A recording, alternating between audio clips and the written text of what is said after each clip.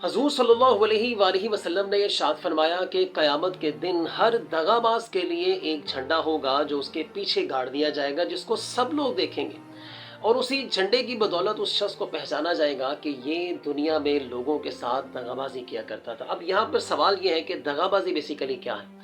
अब दोस्तों, हम लोग तो ये समझते हैं कि बेसिकली सियासतदान दगाबाज होते हैं, या अगर कोई आर्मी में किसी बहुत बड़े ओहदे पर है तो उसको दगाबाज कहा जाएगा। ऐसा नहीं है।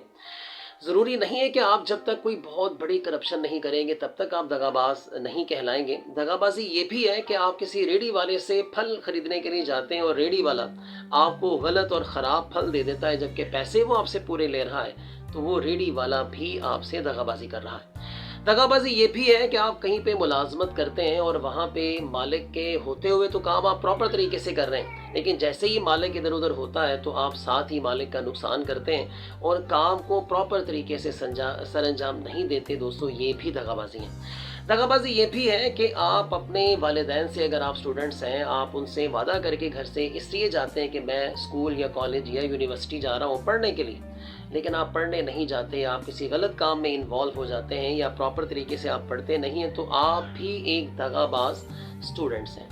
इसी तरह हर वो मौलवी भी दगाबाज मौलवी कहलाएगा जिसे किसी मसले का सही हल पता है, जिसे कोई सही हदीस का पता है, लेकिन वो लोगों तक उस इल्म को नहीं पहुंचने देता। दोस्तों, ये भी दगाबाजी है। अगर कोई मौलवी आपको किसी आयत की गलत तशरीह करके बताता है तो वो दगाबाजी कर रहा है।